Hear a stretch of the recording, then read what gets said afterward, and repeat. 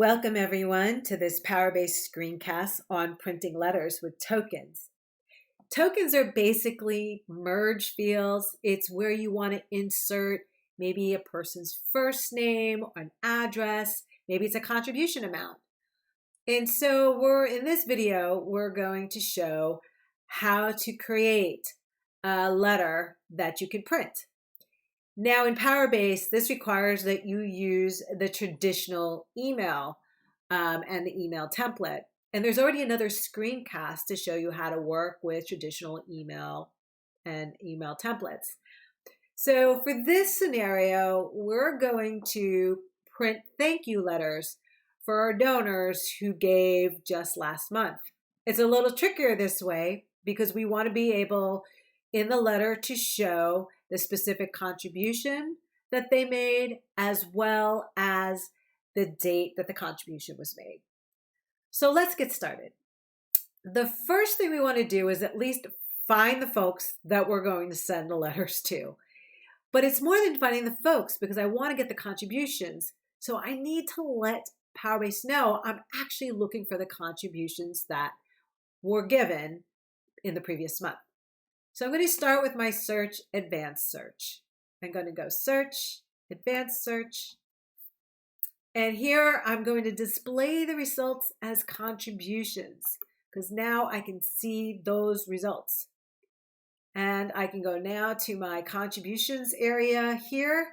And I want the date received is I'm going to go to the previous calendar month. Now you can choose whatever date you want, but I'm going to go with anybody who gave at least $1. I want to make sure the contributions are completed.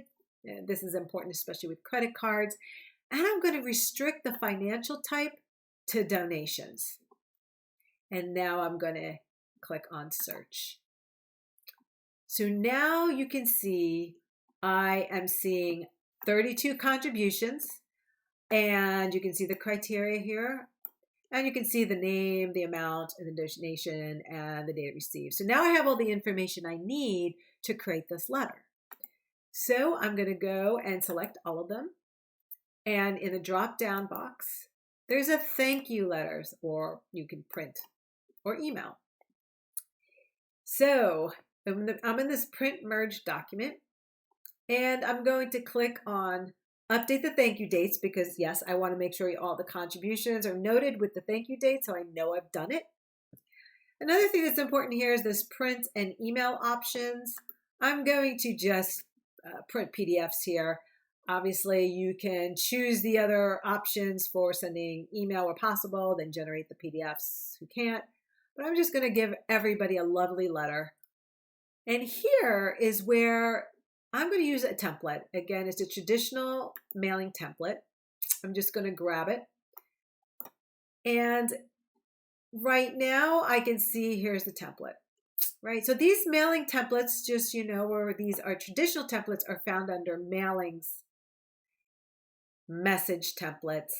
And if I open up that in another link, you can see that here's all your message templates, right? So this is the traditional mailing templates. Let's say I already had some text ready.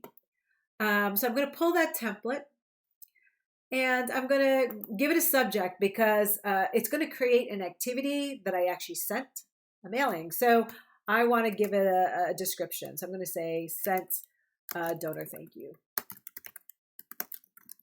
print letter, just so I have it. Again, if you have a campaign, you're doing this as part of a campaign, you can select it. I'm going to take a look at the body here. So you can see, I'm going to make this a little bit bigger. You can see it. Here's a letter. Notice here, you could still, even though it's a template, you could still go in and change things. The things in the squirrely brackets are what we call tokens. So it's already pulling in certain tokens for the display name. And, there may be things that there's a formal dear so-and-so.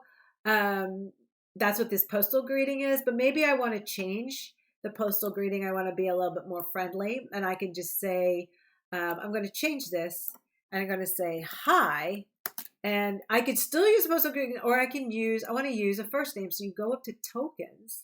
If I click on tokens, notice you can, if I scroll through, you can see stuff around address. You can get some information on contact information, and you're going to get a lot more, right? You can see all sorts of stuff, summary fields. You get a lot of tokens here, but I'm going to go grab the first name, right?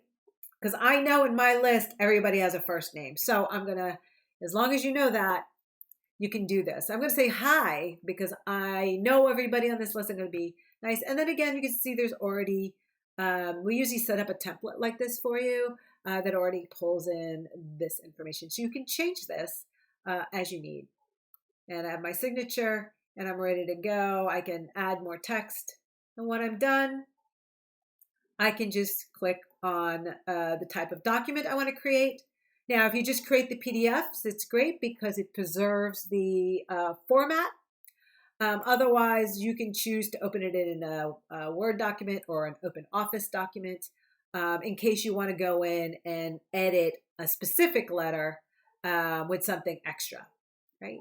But since everybody's going to get the same letter, I'm just going to click on the PDF. And I'm going to click on Make the Thank You Letters.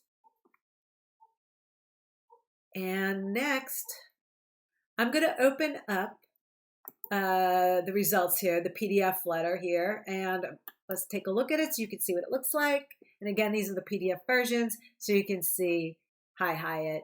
See how I put it that way. If I just kept it as a postal greeting, it would say Dear, right? Dear Hyatt or whatever you had in the postal greetings. And it just, every page has its own. Right? So that's how you do it. And then from here, I just go ahead and print it and the letters are ready to go.